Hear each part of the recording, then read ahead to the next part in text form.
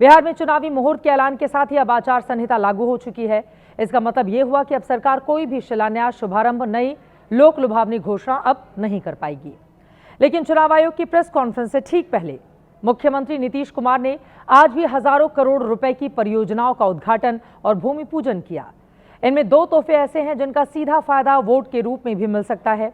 एक है महिला रोजगार योजना के तहत 21 लाख महिलाओं के खाते में 2100 करोड़ रुपए का ट्रांसफर और दूसरा है पटना मेट्रो के पहले चरण का शुभारंभ। आपको बताते चले कि महिलाओं की तादाद बहुत ज्यादा है। महिलाओं के खाते में जिस तरह से हमने हाल ही में देखा बहुत बड़ी रकम ट्रांसफर की गई है और दूसरी तस्वीर आज की दिखा रहे हैं पहले चरण का शुभारंभ। इन दोनों योजनाओं को आप सीधे सीधे एनडीए के MY दांव की मिसाल मान सकते हैं। M यानी महिला और Y यानी युवा। एक तरफ रोजगार के लिए सीधे महिलाओं के खाते में 10-10 हजार रुपए का भुगतान और दूसरी ओर युवाओं के लिए मेट्रो की सौगात। 1 करोड़ से ज्यादा महिलाओं के खाते में पैसे का सीधा पहुंचना। यकीनन इन दोनों ही तोहफों को एनडीए के नेता चुनाव के दौरान भुनाने में कोई कोर कसर नहीं छोड़ेंगे। चुनाव बाद सर्वे के पुराने आंकड़े गवाह हैं कि बिहार में बीते 20 साल से महिला वोट का बहुमत नीतीश कुमार के साथ रहा है। ऐसे में इस बार भी इस वोट बैंक को अपने साथ कायम रखने के लिए उन्होंने बहुत बड़ा दांव चला है, जिसका नाम है मुख्यमंत्री महिला रोजगार योजना। 26 सितंबर को इसकी शुरुआत हुई। प्रधानमंत्री नरेंद्र मोदी ने वीडियो कॉन्फ्रेंस से जुड़कर स्कीम को लॉन्च किया। उस दिन लाभार्थी महिलाओं ने इसके लिए एक सुर से प्रधानमंत्री मोदी और सीएम नीतीश भैया की जमकर तारीफ की। इसके बाद 3 अक्टूबर को अकेले सीएम नीतीश कुमार ने 1 अणे मार्ग से इस योजना की दूसरी किस्त जारी कर दी। अब आज यानी 6 अक्टूबर को महिला रोजगार योजना की तीसरी किस्त भी रिलीज कर दी गई। इस स्कीम के तहत 1.5 करोड़ से ज्यादा महिलाओं ने अपना रजिस्ट्रेशन करवाया। पहले दिन यानी 26 सितंबर को 75 लाख महिलाओं के खाते में 10-10 हजार रुपए भेजे गए। यानी पहली किस्त में 7.5 करोड़ रुपए सीधे महिलाओं के खाते में ट्रांसफर करा दिए गए। दूसरे दिन 3 अक्टूबर को 25 लाख महिलाओं के खाते में 2.5 करोड़ रुपए भेजे गए, हर एक महिला के खाते में 10-10 हजार रुपए। और तीसरे दिन यानी आज 21 लाख महिलाओं के खाते में 2100 करोड़ का भुगतान किया गया, यानी कि हर एक महिला को 10-10 हजार रुपए उसके खाते में डाले गए हैं। इस तरह से अब तक इस योजना की 1 करोड़ 21 लाख लाभार्थी महिलाओं को 12,100 करोड़ रुपए भेजे जा चुके हैं। अब सवाल यह है कि क्या इस एक योजना से एनडीए ने अपने 1 करोड़ 21 लाख महिला वोट पक्के कर लिए हैं? इसे चुनाव विश्लेषक से समझने की कोशिश करेंगे। महिलाओं के साथ साथ युवाओं पर भी नीतीश सरकार का पूरा फोकस है। ऐसे में चुनावी साल में ही सिर्फ नौजवानों के लिए कई नई और पुरानी योजनाओं को नए रंग ढंग के साथ पेश किया गया है। बिहार के युवाओं के लिए सरकार ने एक तरह से खजाना खोल दिया है। इस बीच आज से राज्य के नौजवानों के लिए एक विशेष सुविधा भी शुरू हो चुकी है। मैंने बात मेट्रो की। आज से पटना में मेट्रो ट्रेन दौड़ने लगी है। इसके साथ ही बिहार की राजधानी पटना मेट्रो से जुड़ने वाला देश का 14वां शहर बन चुका है।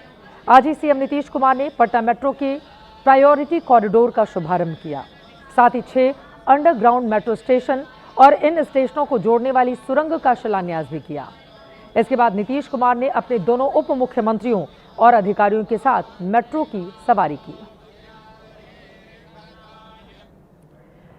फिलहाल पटना में 4.3 किलोमीटर के रूट पर मेट्रो सुविधा शुरू हुई है, यानी कि 4 किलोमीटर से ज्यादा की। इसमें 3 स्टेशन हैं, पाटलिपुत्र बस टर्मिनल, 0 माइल और भूतनाथ। इन स्टेशनों के बीच 3 कोच वाली मेट्रो चलेगी।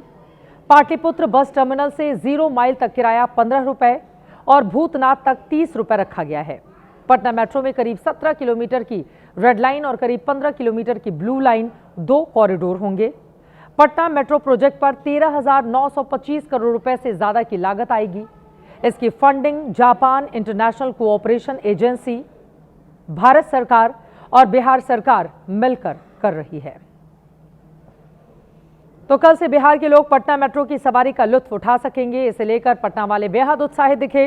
पटना मेट्रो के कोच की खूबसूरती भी देखते ही बन रही है।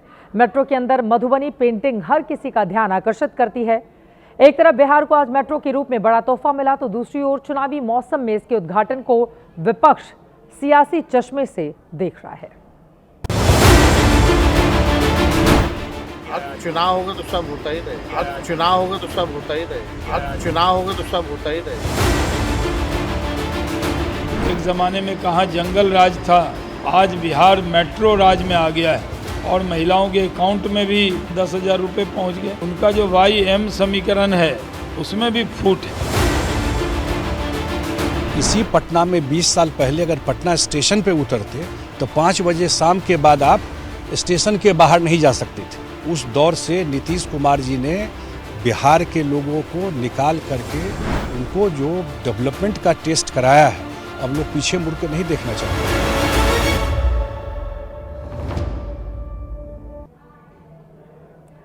वैसे कहा तो तेजस्वी यादव चुनाव से काफी पहले लोक लुभावन वायदों का पिटारा खोल रहे थे और कहा नीतीश कुमार एक से बढ़कर एक लाभार्थी योजनाओं को जमीन पर उतार चुके हैं। जेडीयू जिससे बेहद उत्साहित है। अभी तक के चुनावी माहौल पर पैनी निगाह डालें तो आप पाएंगे कि पूरा का पूरा चुनाव 2C पर केंद्रित है। एक C कास्ट यानी कि जाति और दूसरा C है कैश। दोनों ही गठबंधन एक एक जाति के वोट बैंक को सहेजने में बटोरने में जुटे हुए हैं। अब की बार आरजेडी का जोर A to Z यानी सारी जातियों में पैठ बनाने का है, लेकिन मोटे तौर पर उसका वोट बैंक MY यानी मुसलमान और यादव ही माने जाते हैं।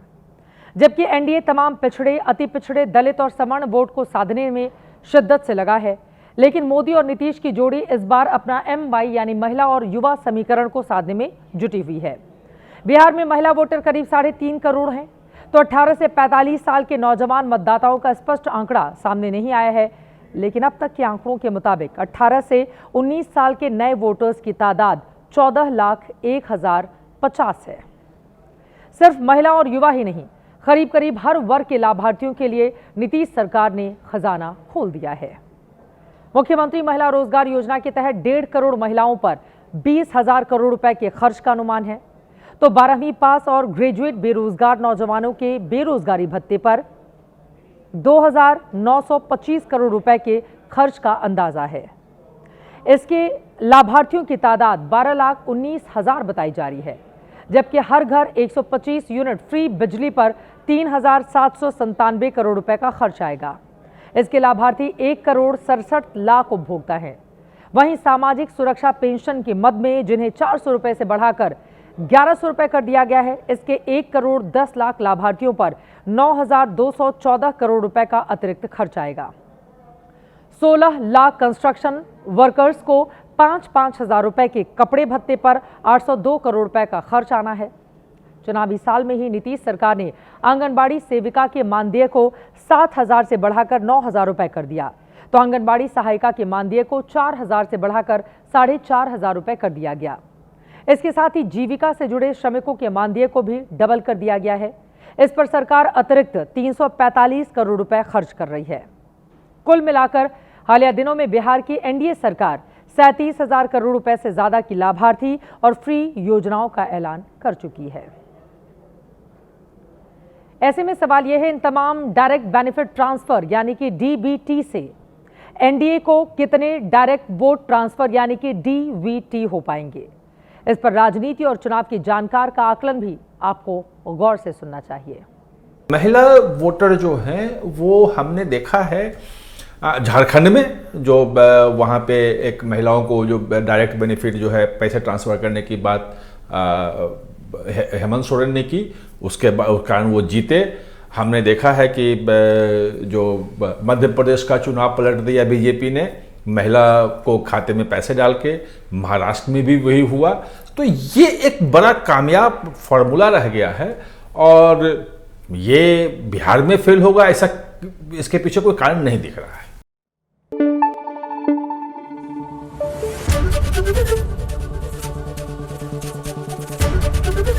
एबीपी न्यूज आपको रखे आगे।